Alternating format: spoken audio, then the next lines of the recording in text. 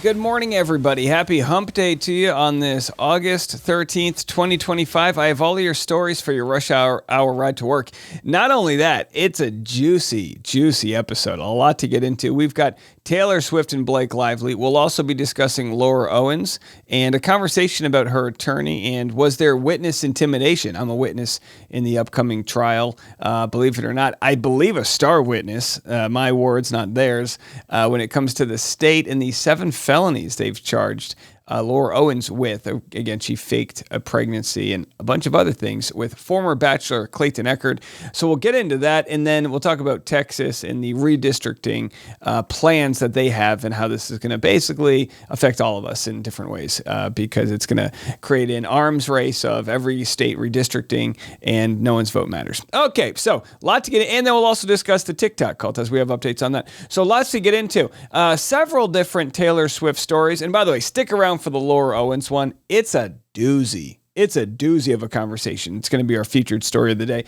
But Nikki Glaser actually discusses how she criticized Taylor Swift, and she found out that Taylor Swift heard about it because Taylor Swift put it in her music video. And I found this to be very interesting because, you know, Nikki Glaser is a fangirl of Taylor Swift. She's a Swiftie. She goes to all of her concerts, literally spends hundreds of thousands of dollars going all around going to her concerts. And then she realized that she bummed her out and offered her a public apology. I find this interesting because we have this issue, and sometimes I feel like the violinist playing on the Titanic as it's going down. And I'm not saying I'm not part of the problem, but this issue of grace or lack thereof that we have for humanity, we always are. We're just trying to dunk on everybody nonstop. And, you know, maybe I've been a part of the problem. I think we all are, especially anyone who works online. And Nikki, of course, as a comedian, maybe took things too far. Here's what she had to say. But again, the conversation about grace might be a through line on this episode as we talk about Laura Owens. But here's Nikki speaking about Taylor Swift. What was your reaction when you were in Taylor Swift's Miss Americana trailer? That was one of the worst feelings ever, was hearing my voice being catty about her, because I just knew it was my voice, even though all my friends were like, you would never say that about her, you love her. Like, it was all based on jealousy, and it was also an example of me forgetting that she's a person. And I struggle with this too, where people online, I'll be on Reddit, on the Conan subreddit, and I will see someone being mean about my episode, and I'm just there as a fan trying to read about my favorite Conan episodes, and then all of a sudden someone's like, Nikki Glaser's was the worst. I don't read comments ever on YouTube, Facebook. I don't even read Instagram comments anymore. And you can hear her voice quivering as she tries to talk about this. Again, I'm telling you, it's never getting heckled in person. It's the online stuff. It kind of hits you in the most vulnerable moments. You're at home, you pick up your phone, you're having a good morning, boom, it hits you. And you can be as rich as hell, but we're still all the same humans. And I imagine it would be tough to be Taylor Swift, where you turn on the TV and you're watching your favorite show or you're listening to your favorite podcast and you're like, there's a huge chance they're going to talk about me and make fun of me. And it ruins it for you. And Taylor Swift was ruined for me after my voice was used in her thing, because I said, this means she's seen this. I've probably actually hurt her feelings, and it felt horrible. I know you posted something on Instagram that she responded to, but did you DM her? No, I don't want to bother her. At first I reached out to my agents and I said, I need to write her an apology. Could you get this to her? And they said, we don't want to poke this. We know that her camp is powerful and we don't want to upset this, and Swifties are brutal. I mean, I'm a Swiftie and I wanted to dox myself for what I said to Taylor Swift. So I said the only way that I'm going to get to reach her is if I post something and I know that she's active on these sites and does, so she'll maybe see it. And she did. And then 7 hours later, I was on a date and my phone, I was trying not to look at my phone to be more present or whatever during the date. And then I looked at it at one point, it was just more text than if your mom passes away tragically. It was just oh my God, who died? And it was, Taylor had commented on the Instagram post and forgiven me. And I only read it once. I'll never read it again. I didn't want to go back to it. I didn't DM her. All right. So what's the whole point of all this? The whole point is we're all humans, and we need to remember to try to treat each other, even the anonymous people online, the way we would treat someone in any conversation in person in real life. That's general etiquette. Now, with that said, there'll be instances where not everyone's deserving of that, but that's what grace is. It's giving somebody that benefit that isn't deserving, but more on that in a second. Taylor Swift and Blake Lively. Will the new album take shots at the former bestie? So we covered this yesterday, the idea that there might be some, and again, I don't know if it's AI, people faking lyrics. This is when you have announcements of a new album, people come out of the woodwork with misinformation and things like that. But Taylor Swift broke the internet when she dropped news of an upcoming album Monday night. Some people are already debating whether Blake Lively will be in her lyrical crosshairs. Shortly after the announced 12th studio album titled The Life of a Showgirl, social media went bananas. Most fans lost their mind with joy, while others let their hate flag fly. Now, what's interesting is, look, we have a comment from Blake's camp. An inner circle source tells TMZ Blake is excited for new music from Taylor, but she won't be shocked if some Taylor Swift fans scrutinize lyrics to fabricate perceived shots. Listen, Taylor Swift is not friends with Blake Lively anymore. And again, I'm a 40-year-old man. Why am I even reporting on this? Well, it has to do with this trial where Taylor Swift, she defends everybody. Look, Nikki Glaser took shots at her and she still said something nice, girl power and all of that. So the idea that Blake Lively's still trying to present to people that, hey, maybe people will think she's taking shots, whatever. It's like, look, maybe she does have a song about you. Maybe there's a lyric about Khaleesi's dragon. Who the hell knows? But by all means, Taylor Swift has moved on, Blake. She has moved on. She found her man. And all right, last update before we get into the Laura Owens stuff. Dancing for the Devil, the TikTok cult. Have you seen this? It was on Netflix a couple years ago. Well, the story was really blown open by Katie from Without a Crystal Ball, and now she's sharing updates. There was a raid several weeks ago on the property, so the FBI is still investigating them, and several of the TikTokers' accounts have now been deleted. These TikTokers are in this cult. They deny being in it, but their families have been trying to get them out. So here's what Katie had to say. Both Miranda and James have deleted their Instagram and TikTok profiles. Deleting evidence is what Robert Shin is known for. He deleted Nick Reno from the internet after the docuseries came out. If the public can't search for the dancers, then I believe Robert thinks that he can avoid scrutiny. So again, what has come of them? Miranda and James Derrick poured their lives into their work. They built their social media followings from the ground up through talent, dedication, and relentless hard work. They were already established influencers before Robert Shin entered their lives. If you haven't seen the docuseries, it involves a lot of, this idea. Is it a cult? Is it a management? Is it a religion? It's very creepy, but the money kind of goes through the guy. The FBI has raided the property, so maybe they're getting ready to charge the man, but you can't just make these people leave the cult if they're actually in one. So Katie says, today they are more isolated than ever and their futures hang in the balance. U.S. attorneys, please indict and arrest Robert Shin. We won't stop fighting until everyone is free and Robert Shin is in prison. And speaking of people in prison, I understand why Katie from Without a Crystal Ball wants to shed light into a story. We have this itch inside of us to give justice where we can. And we learned that there are different avenues for us to do that. Many times, if you're a consumer of content, you don't realize that you have a voice that can kind of elicit that change. But every once in a while, you have to look at yourself in the mirror and realize you are the one that can be a part of the solution and not the problem. I learned that several years ago when I started covering Laura Owens and her sham pregnancy scandal with Bachelor Clayton Echard. Now, I'm talking about this because it's been a long process. I mean, she first made claims of being knocked up just over 2 years ago. And then, of course, the whole process of her faking miscarriages, she faked an ovarian cancer, she faked domestic violence, she faked a lot of different things. We've got smoking gun evidence of many of those things. In fact, I believe all of it's smoking gun. We've got her pegged. She's not admitting, there's been no plea deal. The state really wants to be on top of this one. They've charged her with 7 felonies. Well, she got this lawyer. And again, I don't want to make this about him, but in a lot of ways, he wants to make it about me. I'm going to try to offer the type of grace that I preach about with her attorney, David Gingras.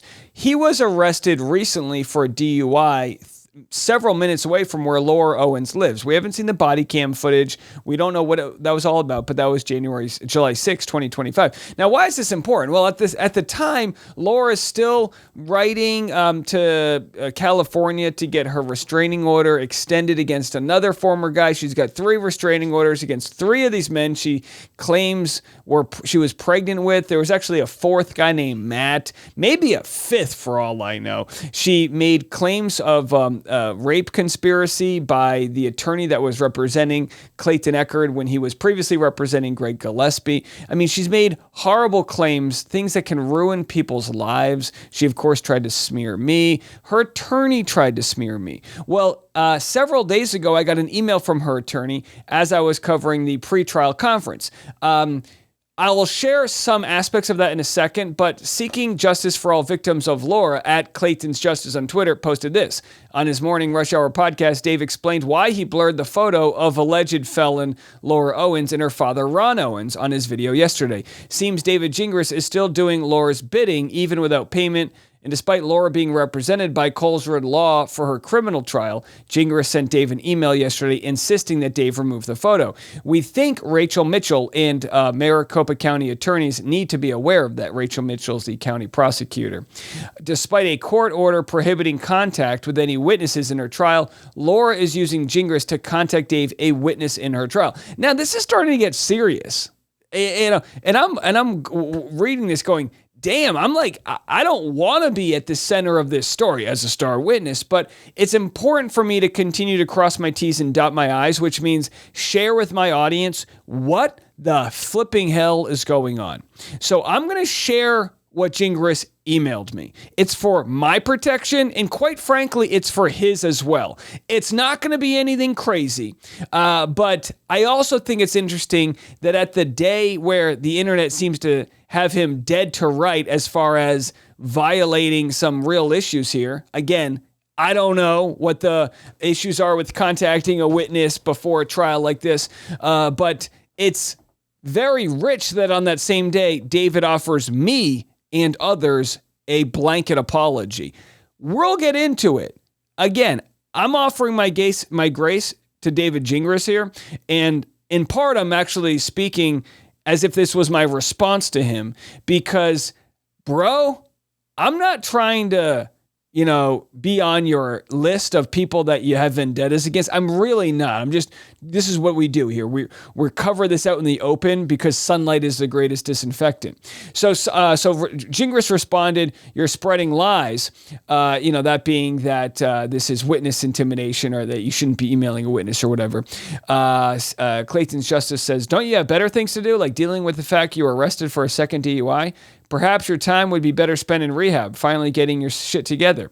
You either contacted Dave on your own, meaning you are still spending your time obsessed with him, or Laura contacted you about Dave's video and you reached out to him on her behalf. Which one is it?" And someone said, "The hypocrisy of David Gingras saying he wishes more people had empathy and grace when he is the one who told Dave Neal that he and his 9-month pregnant wife would be homeless. Spoiler, Jingy lost the case per usual."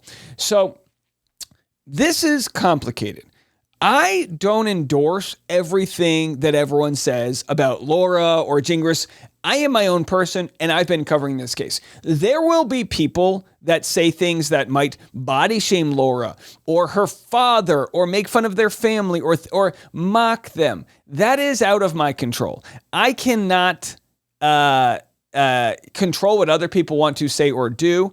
I can only try my best to present the information. Of course, part of my strategy in anything I do in life is to bring humor to tough situations. And there has been mockery of Laura Owens for what she has been getting away with. There has been sort of shaming her for all of the medical fraud she's committed and all these different things. And I think rightfully so. So this idea by the way, that I'm a bad guy because I posted a photo of Laura with her father, I want to throw that out the window. Laura's the one who peddled her sick father. Here's a blurred image of her father. And why do I share this with you right now? Because Laura used this video to try to show us that she was pregnant. Only thing is, this ain't Laura, it's Laura's sister. We know that for a fact. Okay? So save me with this whole idea like we're exploiting her sick father. She did this. This is the game she's playing. And again, I shared a photo that someone sent to me, and I didn't take the photo, but I will share what David said in response. And honestly, I think David's email to me was reasonable. I don't know if it violated any sort of boundaries with contacting a witness, but as just on a normal level, I thought it was reasonable. So he shared this long sort of Twitter thread to try to say, Laura did not ask me to help remove an illegal photo taken of her yesterday. It is illegal to take photos of people in a court building. Okay, whatever. You know what I mean? I didn't take the photo, so I don't know if it's a crime to share someone else's photo. It doesn't matter to me. When Gingras emailed me, I immediately was like, I can oblige. I'm not. It's not a hill I'm going to die on to share this photo. It quite literally doesn't matter. I wasn't sharing the photo to mock Laura or anything. I would just, here's a photo of her walking into court that was sent to me in Arizona from a few days ago. So Gingras says, my email to a certain YouTuber, okay, some podcaster, certain YouTuber, star witness, was sent solely in my capacity as a private citizen, not as a lawyer acting for anyone.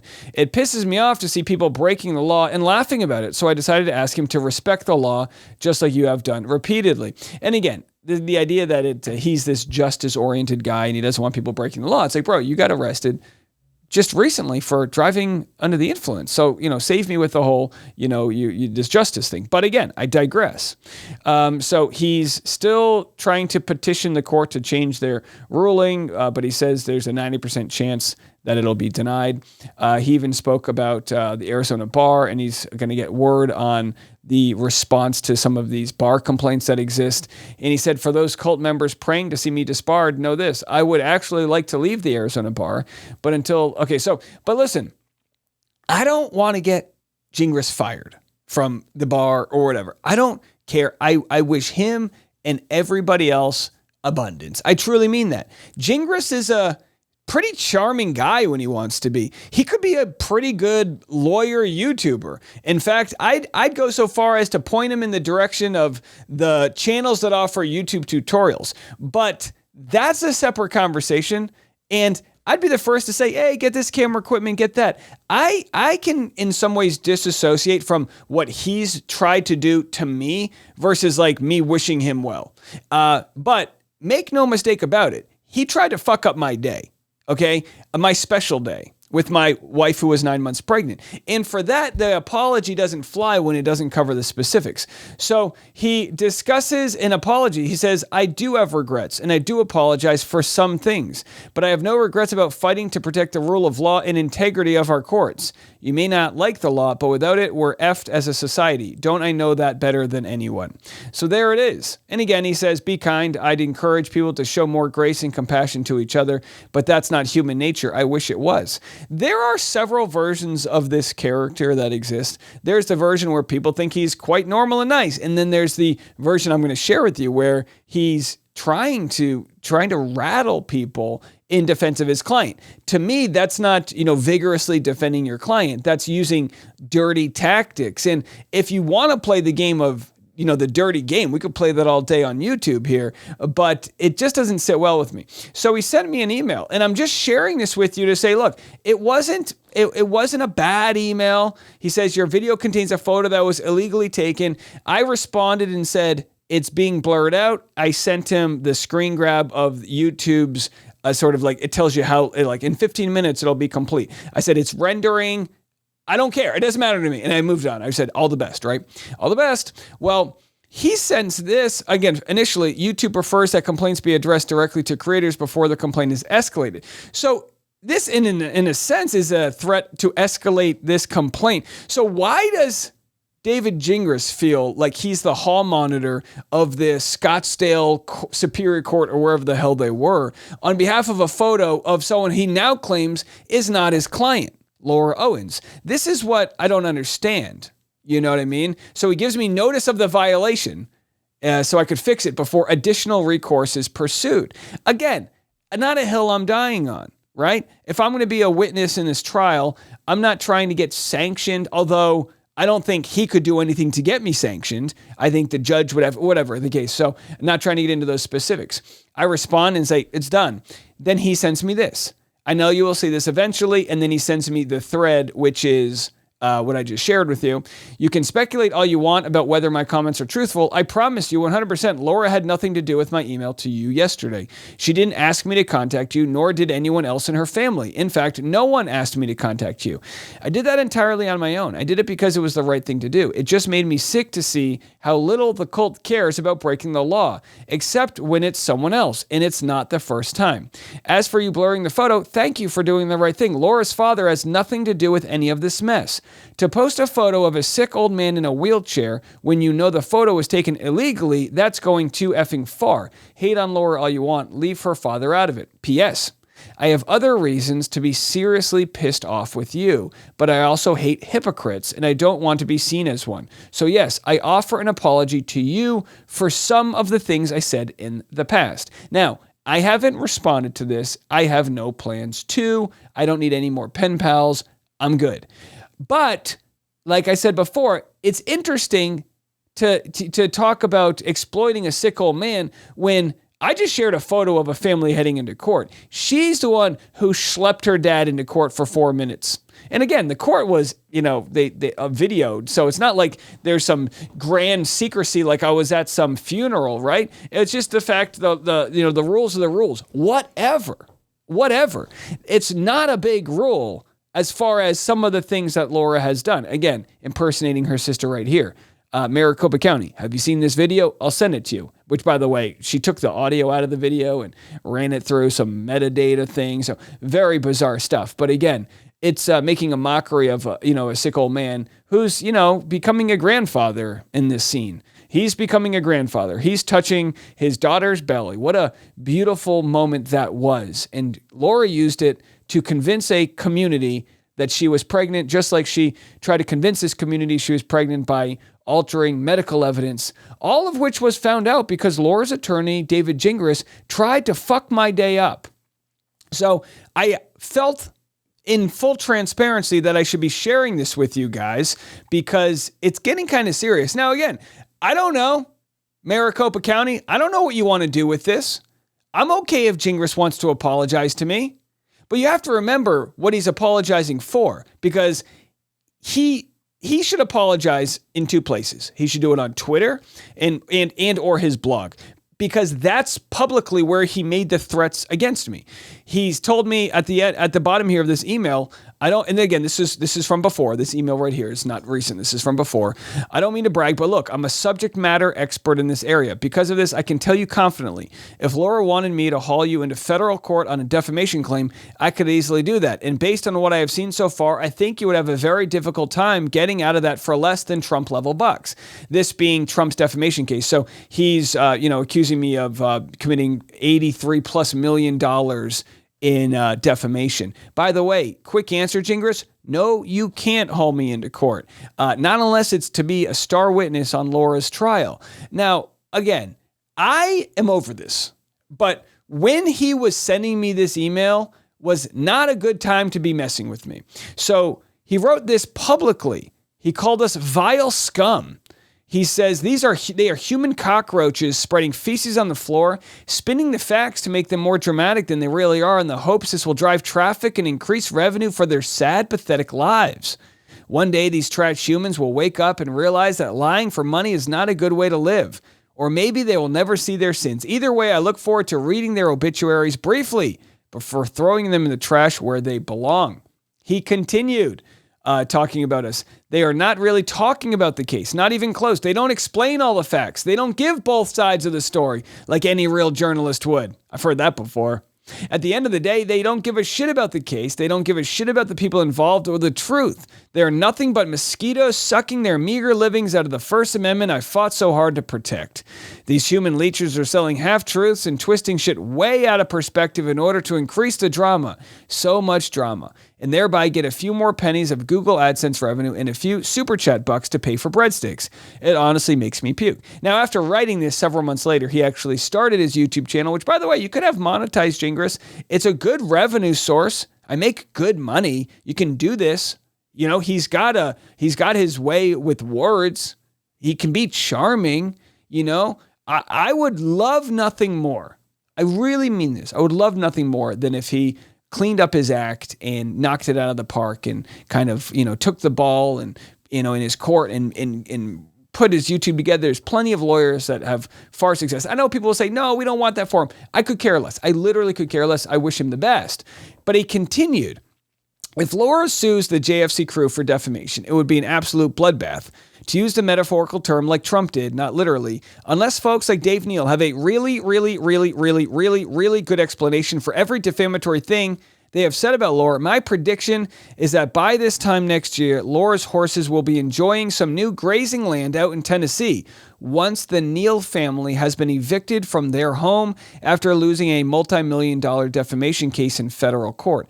I really hope that doesn't happen. But at this point, I don't see how it's not going to happen. And these were words that he posted, on his blog or on Twitter. And I want you guys to know, when he wrote that letter to me, it was the morning of my firstborn son's baby shower. That's my glowing, beautiful wife and my late dog, Boone. This hit home, but it's nothing that Gingras, I don't know what his intention was, but I took it damn well as intimidation, whether he meant it or not. I mean, his letter here was saying, by the way, this was 4% of the thing. You just need to be more careful, in italics, a lot more careful. And he would say things like, talk all you want. I'm not trying to tell you not to talk, but be careful. I don't know. He's not saying be careful because I'm about to go, surfing in a riptide. No, he's saying be careful because I'm about to fuck with his client. And I'm not fucking with anybody's client. I'm pursuing the truth. And we did just that. It was the ruffling of the feathers as Laura watches this video right now that she needs to realize it was her attorney who's trying to play dirty, which might have worked in a previous world, is what exposed all of the shenanigans that Laura was doing all along. So yeah, I did take it personally. Yeah, it did cause a lot of stress to my wife at a time when she was absolutely glowing in the final stages of baking our beautiful boy. 15 months later, with a happy baby, we are thriving. We're not vile scum, and no way in hell is he taking our property. So I say all of this as, in part to respond to say, if you do want to apologize, do it on Twitter and mention my wife's fucking name when you apologize to her, not to me. Okay? Because you came for her at a time when she didn't need it. So please look at her in the eye and just remember, be better at what you do. I'm here on YouTube fighting for the justice of these men who were wrongfully slammed by a system that was way too easy to railroad them. They all have restraining orders against them for doing nothing but denying Laura a relationship.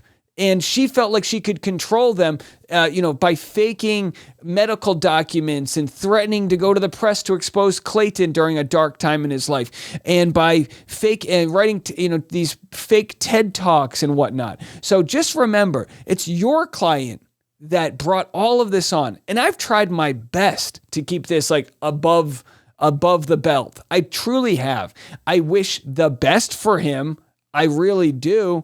But at the same time, the collateral damage that comes from the internet not liking him, that's something he's going to have to deal with. He fought hard for people's First Amendment rights. Now he's going to have to deal with these vile scum or whatever he wants to call them. But just remember, a blanket apology, it's a start. But listen, we've all been in situations where your apology is not that good enough. Hey, honey, I'm sorry. I didn't mean. Sorry for what? Okay, I'll tell you. So let me just say, I get it. You're saying that you've got things that you wish you could, that you should apologize for, things that you did wrong and all of that. So you said, I offer an apology to you. Do you really understand what you did? And maybe you won't admit it, but I mean, I kind of would rather have specifics, but again, you need nothing of me. I wish you well. I would like to move on with the actual trial and be a witness if they need me and all of that other stuff. Laura's in a hell of a lot of problems right now. I mean, I don't know how many years she could face in prison, 20 plus. It ain't looking good for her. I had a few other stories to get into, but it feels as though we're out of time, so I'll save them for the afternoon episode. Again, just keeping it real. I've got no hate in my heart. I do have to battle the bitterness that, of course, can come up of like thinking, oh, you robbed me of a time, or you put me through hell, or you did these things. But I'm not the victim of this greater story. Clayton Echard, Mike Maricini, Greg Gillespie, Greg Woodnick, Sean, the contractor, Matt, the guy who doesn't want to be brought into it, and whoever else, they're the victims here. We were just so lucky enough to bring an audience together to get to the finish line to share this story. So it is a little suspect that on the day that people are coming down on Gingras for possibly stepping in shit by emailing on me is the same day I get a sort of, I don't even think it's a half-assed apology. I think it's less than half-assed. Look, we wish you well. Not trying to take things too personally, but if you owe an apology to anyone, as I've said before, it's my wife. But again, she's thriving. She doesn't waste her time thinking about this case. And life goes on. All right. Well, horses need to be grazed, just not on my property. So if you enjoyed this episode, consider a 5-star review on Apple Podcast. Otherwise, subscribe on YouTube, and we'll be back this afternoon. We're going to have a pretty wild Patreon today, patreon.com/Dave Neal, so you can check that out. We'll see you later. I'm Dave, and this is The Rush.